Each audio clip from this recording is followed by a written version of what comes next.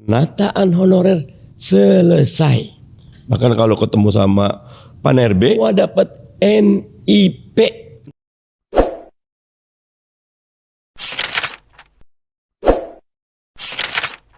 Proses seleksi dari P3K khusus ini sudah hadir bersama saya, yakni Bapak Mardhani Alisera dari fraksi PKS ya Pak, tentunya dari Komisi 2 DPR RI. Dan Pak, terkait dengan proses seleksi P3K khusus untuk honorer di instansi pemerintah yang saat ini tengah dilakukan nih Pak, seperti apa pengawasan dari Komisi 2? Yang pertama tentu kita seksama mengawal agar amanah Undang-Undang ASN yang baru Desember 2024 seluruh urusan honorer selesai. Kami agak sedih dengan 1,7 juta data yang ada di BKN, tetapi yang diajukan formasi 1,2-an. Itu aja udah 500.000 yang tidak bisa masuk gitu loh. Dari yang 1,2 tadi dipaparkan, ada guru, ada tenaga teknis, ada yang lain, itu masih ada yang tidak memenuhi syarat. Nah, jadi kami dua pesannya, satu, mudahkan. Kalau urusan tidak memenuhi syaratnya adalah masalah teknis administratif, mudahkan. Jangan, misal surat keterangan nggak ada, mudahkan. Karena mereka sudah puluhan tahun berjuang. Nah, yang kedua, bagi formasi yang kurang, segera dibuka gelombang kedua.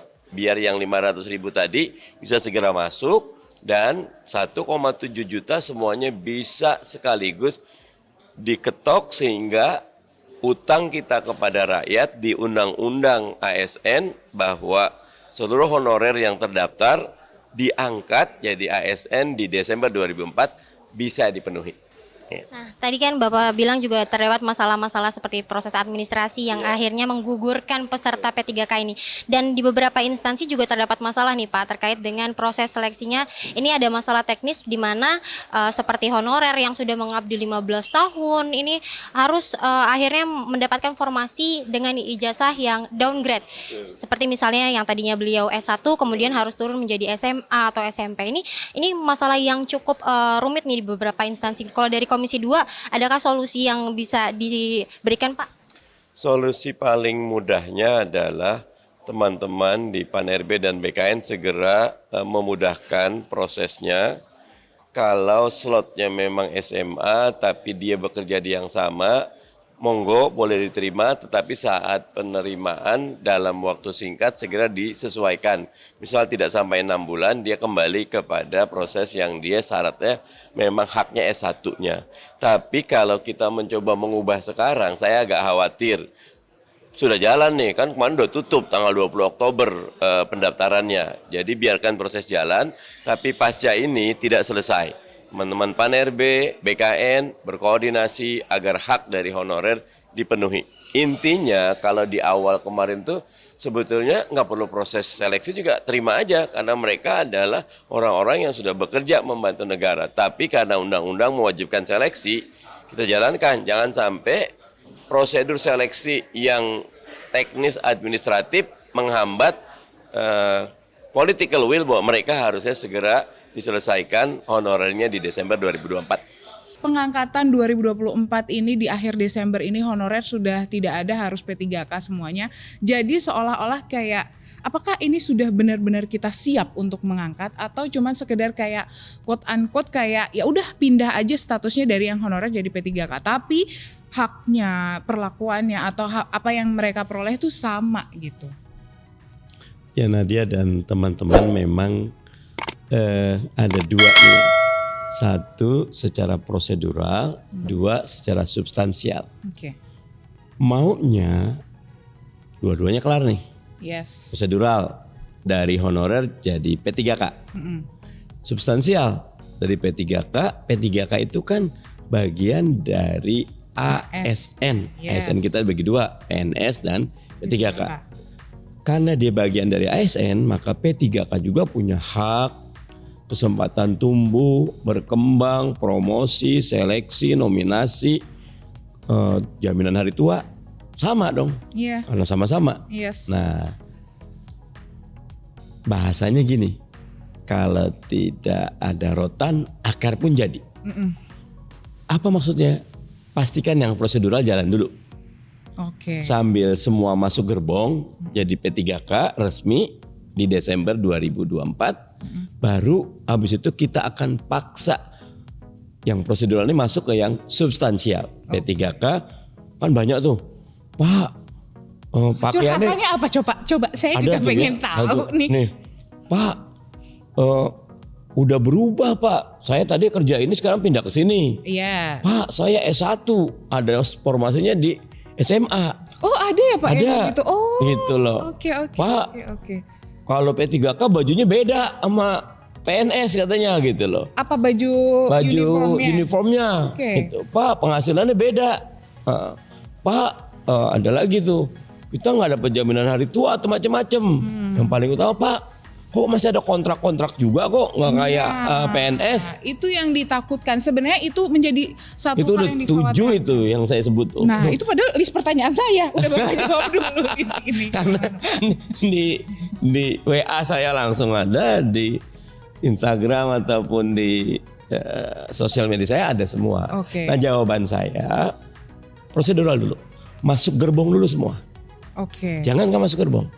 Berarti harus semuanya dengan adanya Pokoknya kesempatan ini dengan harus payung dioptimalkan. politik yang ada bahwa Desember, dia tadi bilang 2024 penataan honorer selesai.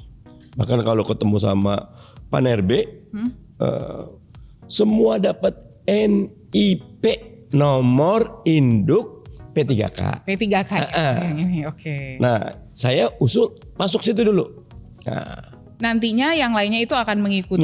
sesudah di dalam kami akan perjuangkan lagi Oke. agar yang prosedural udah selesai, sekarang yang substansialnya. Oke, Gitu. berarti yang kekhawatirannya yang tadi banyak itu perlahan-lahan lah nanti Pak Mardhani dan teman-teman dan bapak-bapak, ibu-ibu yang ada di Komisi 2 akan menyelesaikan satu Bukan cuma di persatu. 2, sebenarnya di 10 dan bukan cuma saya. Oh ya, karena Kalau ada di guru dan pertemuan yang di lain 2 ya. tuh hampir semua partai pro sama honorer. Oke, Gitu. oke. Nah, kalau dari kesiapan anggaran sendiri, Pak, sebenarnya sudah cukup siapkah? Karena kalau dari beberapa daerah katanya, kenapa makanya ada honorer paruh waktu? Karena sebenarnya untuk menyiasati anggaran yang tidak cukup itu. Dan ada lagi nih Pak yang menyampaikan kalau mau di-cut ya aku ya. Tunggu dulu, belum selesai nih. udah Galak tunggu dia. nih. Jadi kayak ada yang menyampaikan kalau sebenarnya honorer ini ketika tidak lolos nantinya akan menjadi paruh waktu. Dan itu membuat yang tadinya enggak kok semuanya full time, pengangkatannya ini lulus nggak lulus akan tetap full time, tapi ada yang bilang kayak enggak, nanti yang nggak lulus akan jadi paruh waktu. Iya. Nah, perumpamaannya naik kereta tadi. Pokoknya jangan ada satupun yang ketinggalan kereta. Gerbong jangan ada yang nggak jangan masuk yang ketinggalan kereta. Oke. Gitu loh.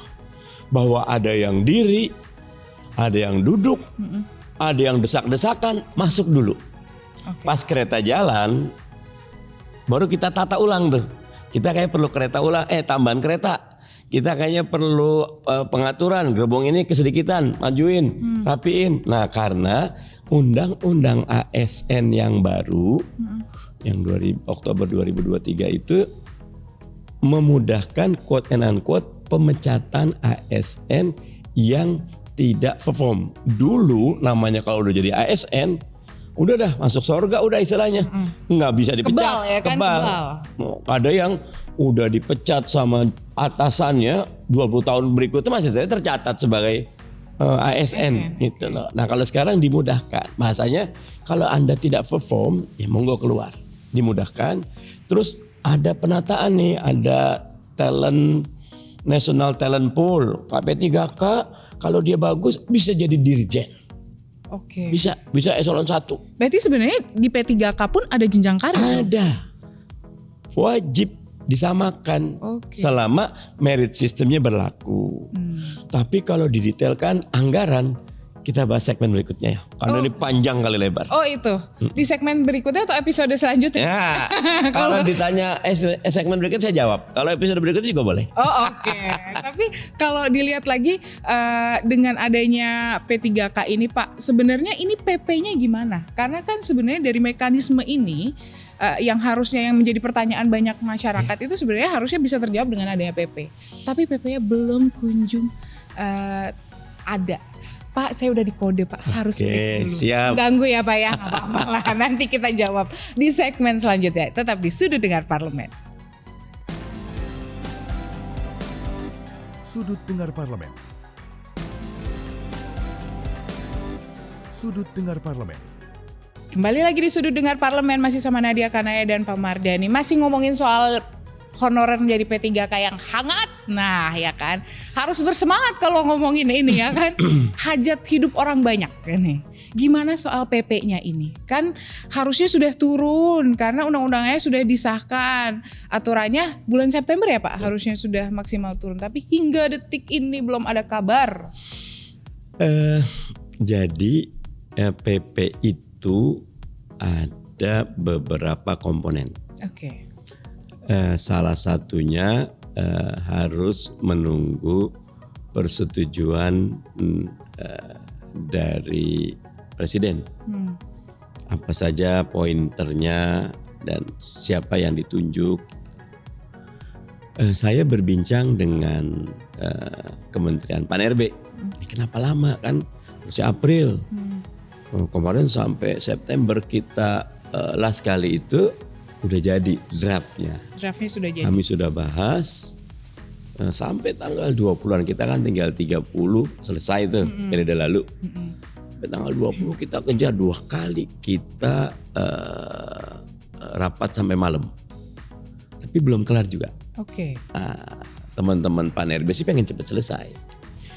Salah satu kenapa lambat karena tadi dia tidak cuma melibatkan Pan-RB. Ada banyak kementerian yang terlibat. Stakeholder lainnya. Stakeholders, presiden juga memberi masukan. Yang dilakukan Pan-RB bagus. Mereka buat permen. Kalau nggak salah 48-49 permennya tuh 2023. Yang menjadi payung agar Desember 2024 semua honorer selesai urusannya. Permennya udah ada. Kita udah cek aman, makanya harusnya kemarin kan 26 September di kesepakatan kita, tapi rupanya BKN, Pan-RB melihat beberapa hal. 1 Oktober baru dibuka pendaftaran, 20 Oktober udah ditutup. Sekarang udah mulai nih ada yang lolos nih, udah ada yang udah lolos alhamdulillah. Ada juga yang baru diumumkan hari ini. Oke. Ada beberapa, itu tergantung dari ke instansi dan KL masing-masing. Nah jadi kalau buat saya paling baik ada PP-nya. Tapi kalau permen itu niatnya baik untuk proses ini jalan, nggak masalah buat saya. Tapi tetap harus ada PP-nya kan? Harus dibahas di periode sekarang. Oke, berarti ini akan di Komisi 2 pun akan tetap mendorong walaupun untuk itu. Secara aturan namanya PP itu adalah domainnya eksekutif. Tetapi karena dalam kesepakatan di periode lalu PP-nya dikonsultasikan kepada DPR sama di Komisi 2, maka kita di Komisi 2 juga berhak untuk bertanya dan melihat agar materi yang ada di PP betul-betul sesuai dengan apa yang sudah menjadi keputusan politik. Oke. Karena Nadia yang namanya kan 3 tuh, bahkan kalau bisa 4. 1, tidak ada PHK kepada P3. Yes. Oke. Selain nomor 0-nya tuh semuanya selesai, diangkat di Desember 2024. Tidak ada PHK, tidak ada pengurangan penghasilan. Yes. Nah, masuk dari situ. Yang terakhir tuh SD, SMP juga bisa jadi P3K. Yes. Nah, 4 ini keputusan politik. Itulah. Nah, kita pengen di PP itu 4 ini tidak boleh ada yang dianulir. Makanya kita Masuk di awal PP-nya tuh. Oke. PP-nya mudah-mudahan sih periode sekarang bisa cepat selesai. Tapi walaupun menterinya baru, tapi sebenarnya saya nyebutnya Teh Rini karena dulu sesmen kan banyak berhubungan ya. Sekarang jadi menteri, enak jadinya, sebetulnya enak, udah ngerti